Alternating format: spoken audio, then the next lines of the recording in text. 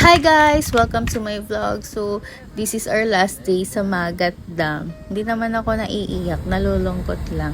Dahil 8 months din ako dito, no? So, i-vlog ko yung mangyayari ngayong araw. So, bye-bye na best two. Salamat sa lahat ng iyak, tawa, lahat ng pangyayari, and last attendance ko na to. Then, huling lakad ko na rin to, papunta dyan. Last day na namin ngayon. And thank you sa lahat ng mga natutunan, lahat ng mga nakasalamuha. Bye, Ret! So, ayan.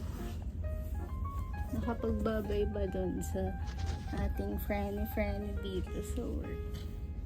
Kasi naging panggabi na sila.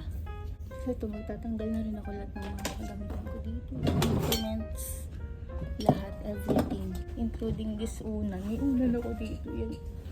Lahat yan, dadalhin. So, di ko alam, nagto-toolbox na pala sila and exercise na din yan na schedule of works. Bye-bye na. Sabi nga nila, no? Ang pagtatapos, sisimulan ng panibago. No? So, hindi dito nagtatapos yung ating samahan. Kasi sa almost 1 year din, no?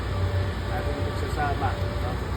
Eh, nakabuo tayo ng camaraderie at saka ng teamwork. Salamat.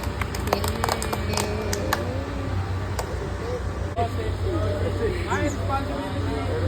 Your responsibility. I care, you care, we care. Umagahan ng babae.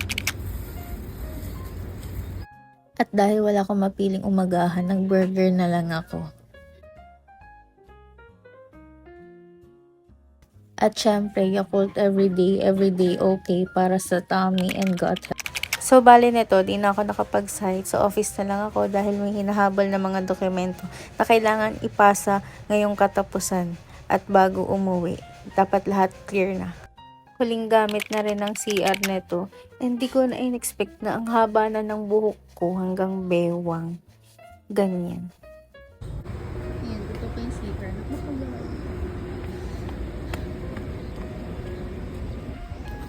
Kaya, tugan-tugan na lang. Thank you pala Ma'am Rona sa pasalubong fresh from Aurora. And thank you Ma'am Mary Grace dito sa Yakarub na wallet.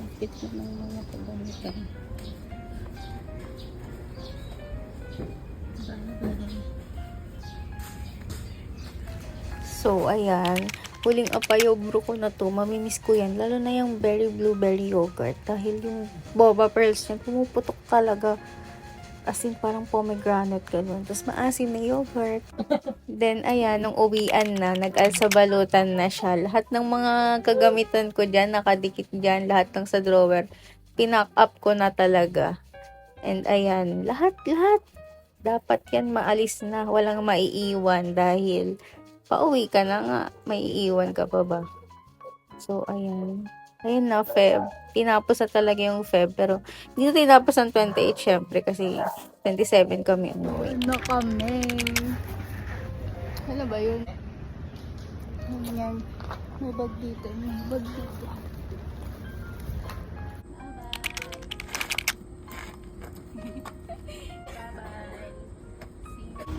Bye-bye. Bye-bye na.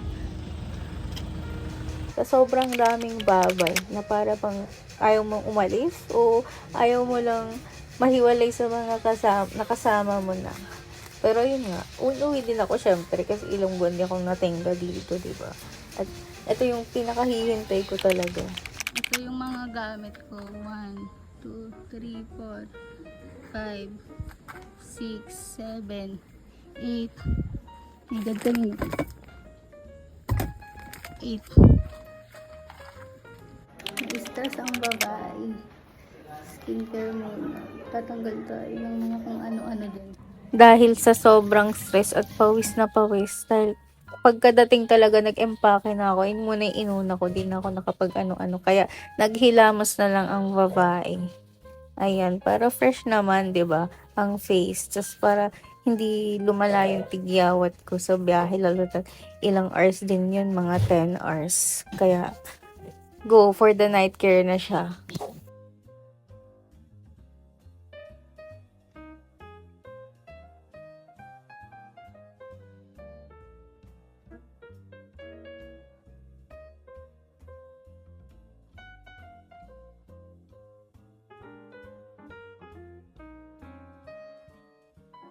So, bali maglalagay ako ng Oxycure.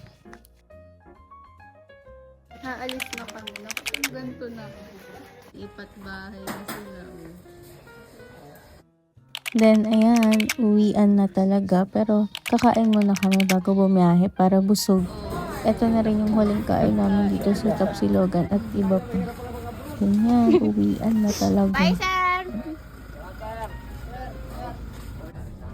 So, bali deluxe with CR tong nasakyan namin. Diretsong Pasay. Chinek ko kung okay pa tong Oxycure and intact pa rin siya. Okay, touchdown Manila na. Magsa-sunrise na. And dumaan pa pala ng PTX bago sa Pasay. Napakatagal umikot pa. So, ayan, nandito na kami sa terminal ng Pasay. And then, nag-grab na lang ako papuntang Cavite dahil ang dami kong kargamento. And then, ayan, kitang-kita na nawala na yung Oxycure sa face ko. Touchdown. Cavite. Dito na, tapos nag-stay pa rin yung mga ganyan. So, let's go. Ayan, nandito na ako. Then, mag-part 2 tayo.